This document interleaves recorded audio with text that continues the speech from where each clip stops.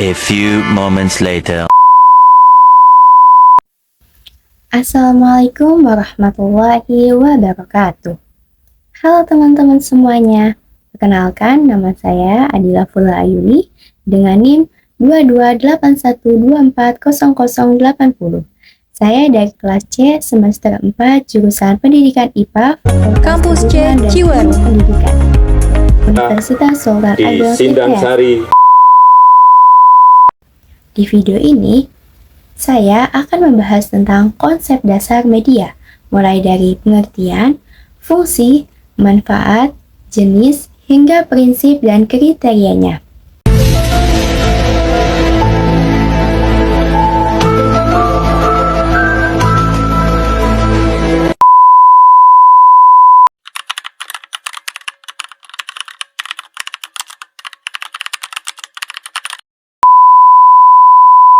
Pernah nggak sih kalian merasa belajar itu jadi lebih mudah ketika ada gambar, video, atau bahkan permainan yang menarik?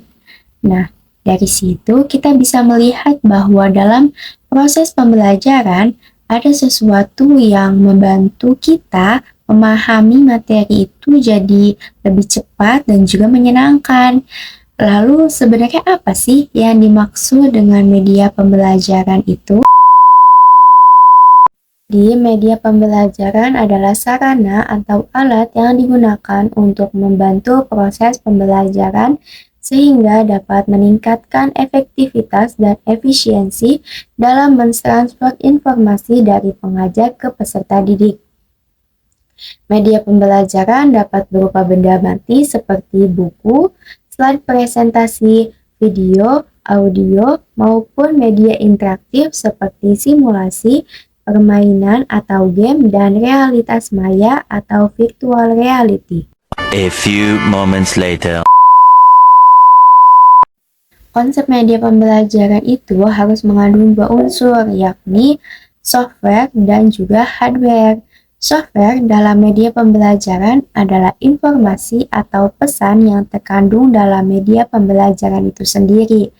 Sedangkan kalau hardware adalah perangkat keras atau peralatan yang digunakan sebagai sarana untuk menyampaikan informasi atau pesan. Nah, dalam perkembangannya, media pembelajaran itu bukan hanya sekedar membantu seorang guru dalam mengajarkan materi pembelajaran, tetapi juga mampu menjadi sumber belajar untuk siswa. Setelah kita memahami apa itu media pembelajaran, kita akan melihat tujuan dari penggunaan media pembelajaran itu sendiri. Apa ya tujuan dari media pembelajaran itu?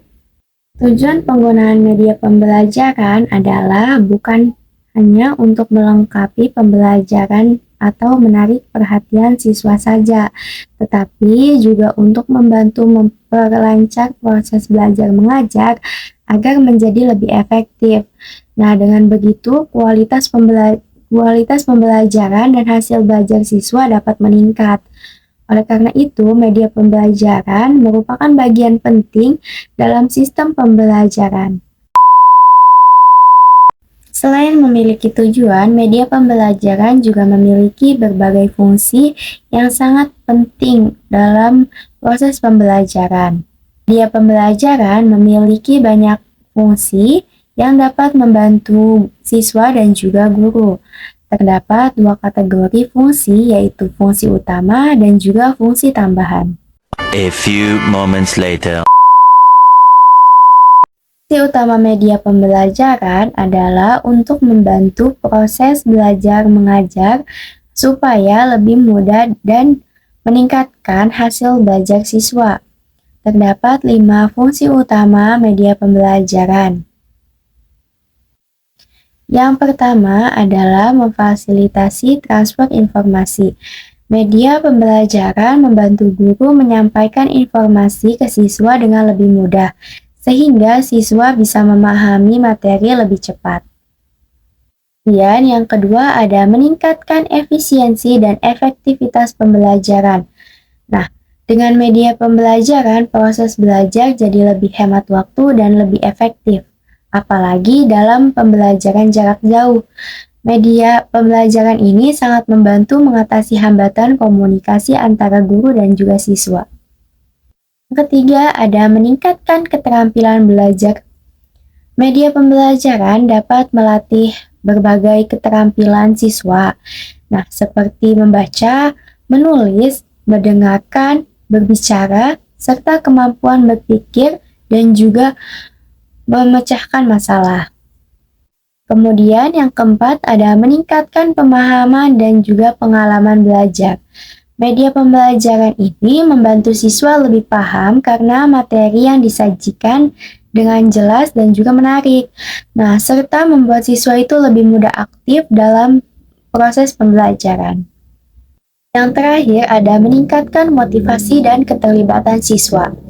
Dengan menggunakan media pembelajaran yang menarik, proses belajar jadi lebih menyenangkan, sehingga siswa lebih semangat untuk terlibat dalam proses pembelajaran.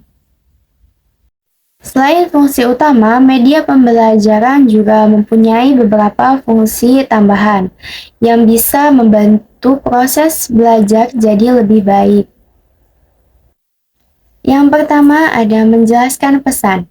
Media membantu guru menjelaskan materi supaya lebih mudah dipahami, misalnya dengan gambar, diagram, atau video. Yang kedua ada memperkaya pengalaman belajar. Dengan berbagai jenis media, siswa belajar dengan cara yang lebih beragam dan juga tidak membosankan. Yang ketiga, membantu siswa lebih aktif. Media yang interaktif bisa membantu siswa ikut terlibat langsung dalam proses pembelajaran. Yang keempat, meningkatkan daya ingat. Media membantu siswa lebih mudah mengingat informasi yang telah disampaikan oleh guru. Yang kelima, meningkatkan keterlibatan siswa. Media yang menarik membantu siswa lebih fokus dan ikut aktif dalam pembelajaran. Yang keenam, melatih kemampuan berpikir dan memecahkan masalah. Media pembelajaran bisa membantu siswa berpikir kritis dan mencari solusi. Yang ketujuh, dapat meningkatkan kreativitas. Media bisa memberi inspirasi sehingga siswa jadi lebih kreatif. Kedelapan, membantu guru menyesuaikan pembelajaran. Guru bisa menyesuaikan cara mengajar sesuai kebutuhan dan kemampuan siswa. Yang kesembilan, membantu evaluasi pembelajaran. Media bisa membantu guru melihat sejauh mana pemahaman siswa. Yang kesepuluh ada mendukung pembelajaran jarak jauh. Media membantu mengatasi kendala komunikasi dan waktu saat belajar online. Yang kesebelas, memberikan fleksibilitas belajar. Siswa bisa belajar dengan cara yang lebih bebas dan bisa mengakses materi kapan saja. A few moments later. Media pembelajaran punya peran penting dalam proses belajar, terutama untuk membantu menjelaskan hal-hal yang sulit dipahami oleh siswa, dan juga sebagai alat bantu guru dalam menyampaikan materi. Adapun manfaat dari media pembelajaran yaitu yang pertama, membantu mengatasi keterbatasan pengalaman siswa. Yang kedua, memberikan gambaran yang lebih jelas tentang benda atau hal yang sulit dilihat secara langsung.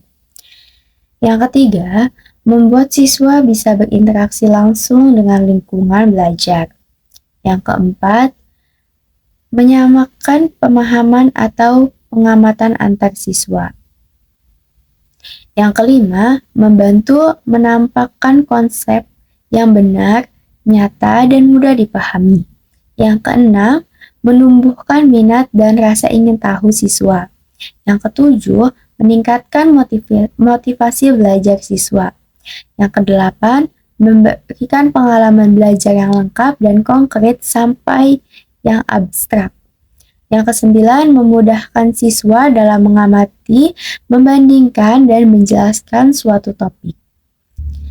Nah, media pembelajaran sangat penting sebagai alat bantu dalam proses belajar karena dapat meningkatkan kualitas pembelajaran dan membantu materi yang sulit menjadi lebih mudah dipahami.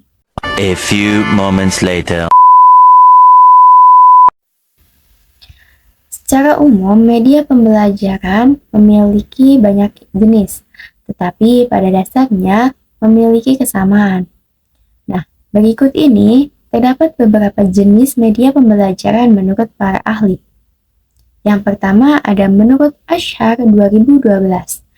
Media pembelajaran dibagi menjadi 4 jenis.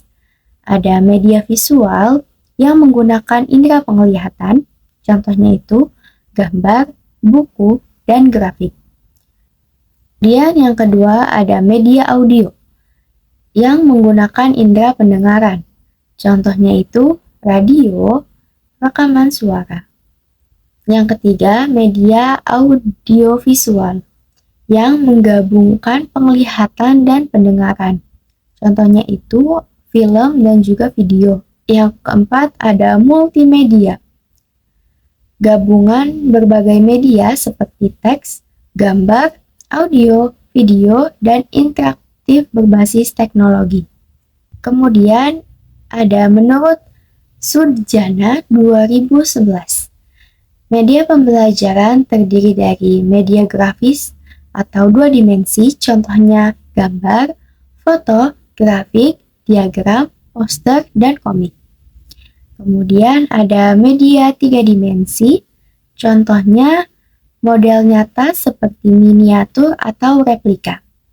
Yang ketiga ada media proyeksi, contohnya itu seperti slide, film, dan sejenisnya. Kemudian ada menurut Durratu Hikmah 2019. Media pembelajaran dibagi menjadi 3 jenis. Yang pertama, media visual. Media yang menggunakan penglihatan untuk menyampaikan pesan. Fungsinya untuk menarik perhatian dan memperjelas materi. Contohnya, yang pertama ada gambar, yang membantu menjelaskan hal yang abstrak menjadi lebih nyata. Yang kedua ada papan tulis, untuk menulis dan menjelaskan materi. Yang ketiga ada buku teks, sebagai sumber belajar yang tersusun sistematis. Kemudian ada surat kabar atau majalah, sebagai media informasi cetak. Kemudian ada komik. Komik itu cerita sederhana yang mudah dipahami. Kemudian augmented reality atau AR, yaitu menggabungkan dunia nyata dan dunia visual secara langsung. Yang kedua ada media audio. Media audio itu media yang menggunakan suara untuk menyampaikan materi. Contohnya tape recorder memutar rekaman suara atau materi. Kemudian radio melatih imajinasi dan partisipasi siswa. Ada compact disc atau CD menyimpan data atau audio. Kemudian yang ketiga ada media audiovisual. Media audiovisual ini media yang menggabungkan suara dan gambar. Contohnya itu seperti film, televisi, dan YouTube. Jadi, media pembelajaran memiliki banyak jenis ya teman-teman, yang bisa digunakan sesuai dengan kebutuhan. Dengan memilih media yang tepat, proses belajar akan jadi lebih menarik, mudah dipahami, dan tidak membosankan. Agar media pembelajaran yang digunakan tepat dan sesuai, ada beberapa prinsip yang perlu diperhatikan, karena akan berpengaruh pada hasil belajar. Prinsip-prinsip tersebut antara lain, yang pertama ada efektivitas dan efisiensi. Media harus membantu pembelajaran jadi lebih efektif dan tidak membuang waktu atau tenaga. Yang kedua, sesuai dengan tingkat berpikir siswa. Media harus disesuaikan dengan kemampuan dan tingkat pemahaman siswa. Yang ketiga, interaktif. Media sebaiknya bisa membuat siswa aktif, tidak hanya melihat atau mendengar saja. Yang keempat, ketersediaan media. Media yang digunakan harus mudah didapat. Yang kelima, kemampuan guru. Guru harus bisa menggunakan media tersebut dengan baik. Yang keenam, alokasi waktu. Penggunaan media harus sesuai dengan waktu yang tersedia. Yang ketujuh, fleksibel. Media harus mudah digunakan dalam berbagai situasi pembelajaran. Yang ketujuh, keamanan media. Media harus aman digunakan oleh siswa.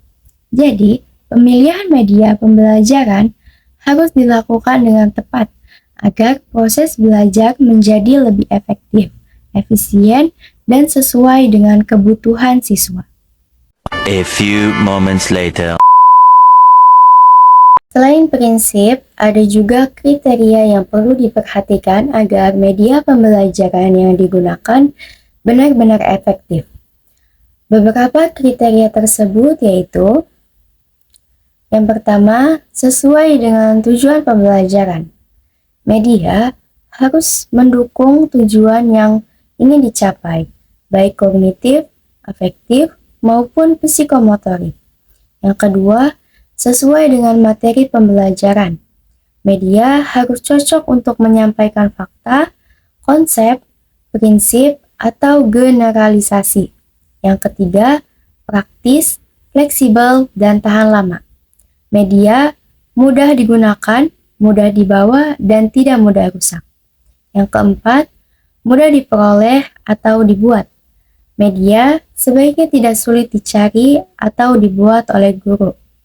Kelima, guru mampu menggunakannya. Media harus sesuai dengan kemampuan guru dalam mengoperasikannya. Yang keenam, penyajiannya jelas dan juga rapih. Media harus mudah dilihat, dibaca, dan juga dipahami. Yang ketujuh, menarik dan tidak mengganggu. Media harus bersih, menarik, dan tidak mengalihkan fokus siswa. Yang kedelapan, sesuai dengan karakteristik siswa. Media harus disesuaikan dengan usia, kemampuan, dan kebutuhan siswa. 9. Relevan dengan topik pembelajaran.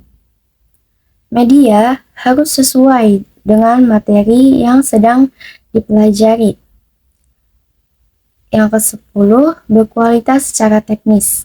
Media harus memiliki kualitas yang baik, tidak buram, jelas, dan layak digunakan. Yang ke-11, sesuai dengan lingkungan belajar.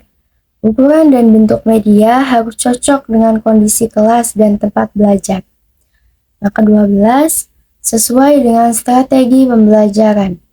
Media harus mendukung metode atau cara mengajar yang digunakan. Yang ke-13, memberikan kemudahan bagi siswa. Media harus membantu siswa lebih mudah memahami materi.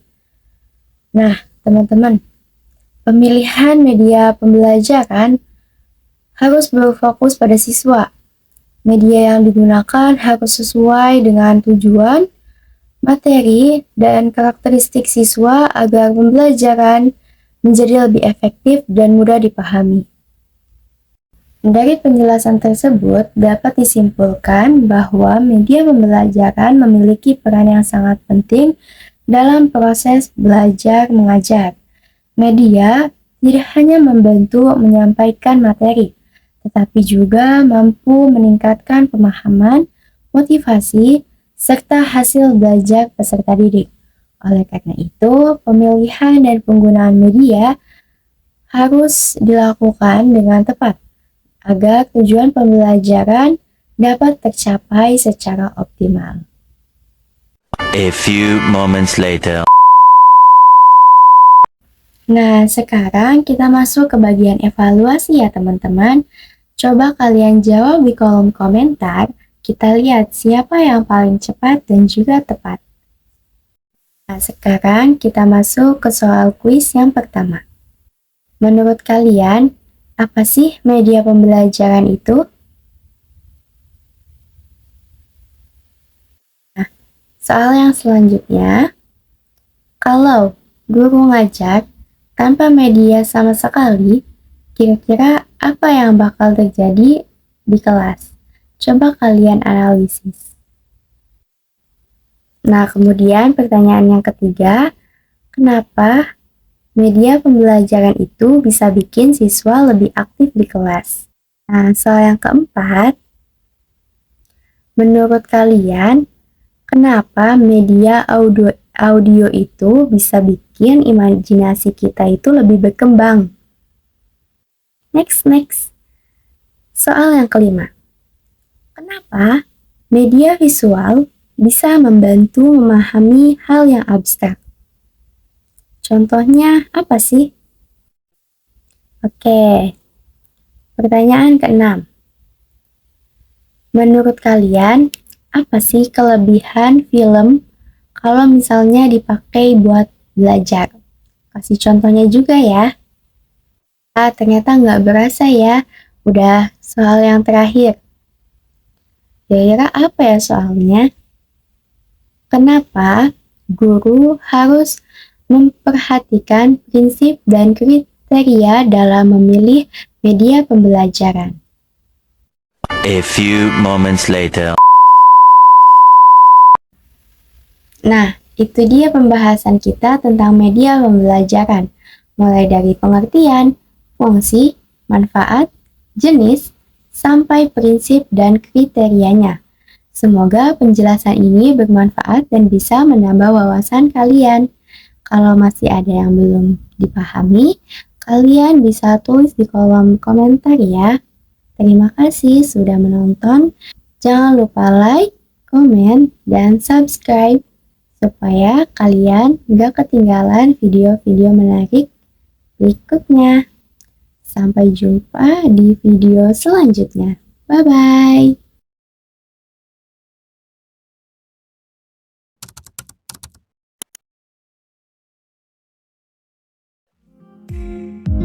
Kenapa bisa ada hujan?